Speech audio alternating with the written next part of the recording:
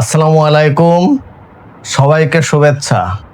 বুকে ব্যথা হলেই যে তা হার্ট অ্যাটাক এমনটি ভেবে আতঙ্কিত হবেন না।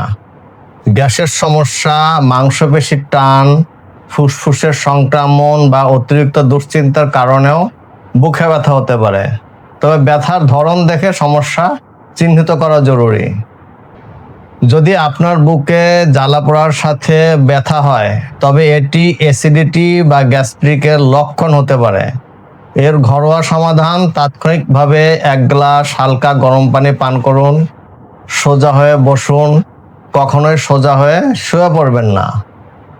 যদি শক্ত কাজ বা ব্যায়ামের পর বুকের চাপ চাপ ব্যথা হয়, তবে এটি মাংসপেশির টানের কারণেও হতে পারে। এর ঘরোয়া সমাধান: ব্যথার জায়গায় হালকা গরম সেক দিন এবং পর্যাপ্ত বিশ্রাম নিন। যদি গভীরভাবে শ্বাস নেওয়ার সময় বা কাশির সাথে বুকে সূচ ফোটানোর মতো ব্যথা হয়, তবে তা ফুসফুস বা ঠান্ডাজনিত সমস্যায় হতে পারে।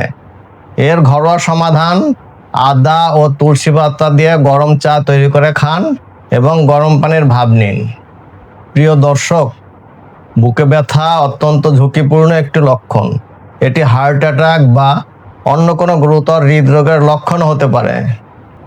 বেশি গুরুত্ব তখনই দিবেন যদি বুকের মাঝখানে চাপ ধরা ব্যথা হয়, ব্যথা বাম হাত, কাঁধ, ঘাড় বা চোয়ালে ছড়িয়ে যায়, সঙ্গে ঘাম, বমি বমি ভাব বা শ্বাসকষ্ট থাকে, তাহলে এটি হার্ট অ্যাটাকের লক্ষণ হতে পারে। এমন অবস্থায় সময় নষ্ট করবেন না, দ্রুত নিকটস্থ হাসপাতালে যান এবং জরুরি চিকিৎসা নিন। শুধু ঘরোয়া চিকিৎসা বা অন্য কোনো বিকল্প চিকিৎসার উপরে নির্ভর করবেন না। বুকের ব্যথার নিরাময়ের লক্ষণ ভেদে হোমিওপ্যাথিতে বেশ কিছু ভালো ওষুধ রয়েছে। হৃৎপিণ্ডের ব্যথার সবচেয়ে ভালো ঔষধ আর্নিকা। যাদের ঘন ঘন বুকে ব্যথা ওঠে, অথবা যাদের একবার হার্ট অ্যাটাক হয়েছে, অথবা যাদের স্ট্রোক হয়েছে, তাদের সবসময় আর্নিকা ঔষধটি পকেটে নিয়ে চলাফেরা করা উচিত।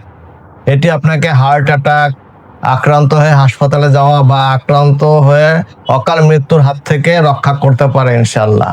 এছাড়া আঘাত, ধাক্কা বা অতিরিক্ত পরিশ্রমের পর বুকে ব্যথা হলে এই ওষুধটি বিবেচনা করা হয়। বুকে ব্যথার দ্বিতীয় অবস্থানে রয়েছে ক্যাকটাস গ্র্যান্ডিফ্লোরাস। বুক শক্ত করে চেপে ধরার মতো অনুভূতি, যেন লোহার বেল্ট দিয়ে বুক বাঁধা হয়েছে। এ ধরনের উপসর্গে হোমিওপ্যাথিতে এই ওষুধটি বেশ পরিচিত। বিশেষ করে হৃদযন্ত্রের সংশ্লিষ্ট কিছু উপসর্গের ক্ষেত্রে চিকিৎসকরা রোগীর সামগ্রিক লক্ষণ মিলিয়ে এই ওষুধটি নির্বাচন করে থাকেন। তৃতীয় অবস্থানে রয়েছে অ্যাকোনাইট নেপলস। হঠাৎ করে তীব্র বুকে ব্যথা শুরু হলে এটি দারুণ কাজ করে। বিশেষ করে ঠান্ডা লেগে বা হঠাৎ ভয় পাওয়ার পর বুকে ব্যথা হলে এই ওষুধটি খুব দ্রুত আরাম দেয়। তৃতীয় অবস্থানে রয়েছে স্পাইজিলিয়া। যদি হৃদযন্ত্র খুব ধড়ফড় করে এবং এর সঙ্গে তীক্ষ্ণ বা সূচ ফোটানোর মতো ব্যথা হয়, তাহলে উপসর্গভিত্তিক চিকিৎসায় এই ওষুধটি বেশ ভালো কাজ করে। ব্রাউনিয়া। নাড়াচাড়া করলে বা শ্বাস নিলে যদি বুকের ব্যথা বৃদ্ধি পায় এবং চুপচাপ শুয়ে থাকলে ভালো লাগে, সেক্ষেত্রে এই ওষুধটি খুবই কার্যকর হতে পারে। নাক্স ভূমিকা ও কার্বোভেজ। গ্যাস, বদহজম, অতিরিক্ত ঝাল মশলা, চা কফি বা অনিয়মিত খাবারের কারণে বুক ভারী লাগা বা অস্বস্তি হলে নাক্স ভূমিকা কার্যকর। আর পেটে প্রচুর গ্যাস জমে যদি বুকের উপরিভাগে তীব্র চাপ ও ব্যথা অনুভূত হয়, তবে কার্বোভেজ অত্যন্ত কার্যকরী ওষুধ।